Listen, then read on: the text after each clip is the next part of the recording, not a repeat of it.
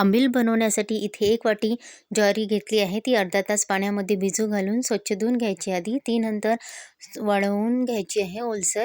त्यानंतर थोडीशी वाढली की मिक्सरमधून जाडसर बारीक करून घ्यायची आहे. 2 वाट्या पिठाला 1 वाटी दही हे छान फेटून घ्यायचे. त्यानंतर ह्यात घालून 1 वाटी पाणीसुद्धा घालून घ्यायचे आहे. आता हे आपल्याला अर्धा तास असे झाकून ठेवायचे आहे, म्हणजे ती थोडी आंबवल्या जाते. त्यानंतर एका भांड्यामध्ये साजूक तूप घ्यायचे आहे. त्यामध्ये 4-5 मिरे आणि ओले नारळाचे तुकडे यात घालून घ्यायचे आणि 4 वाट्या पाणी इथे घालून थोडंसं चवीनुसार मीठ घालायचे आहे आणि जे आंबवून ठेवलेले सारण होते ते हाताने असं ढवळत गुठळ्या न होता आपल्याला घालून घ्यायचे आहे. त्यानंतर आपल्याला हा मंद आचेवर छान घट्ट होईपर्यंत शिजवून घ्यायची आहे. हे बघा या प्रकारे अशा प्रकारे इथे आपली आंबील तयार आहे. त्यामध्ये आता गूळ, तूप आणि दूध घालून छान सर्व करायची आहे.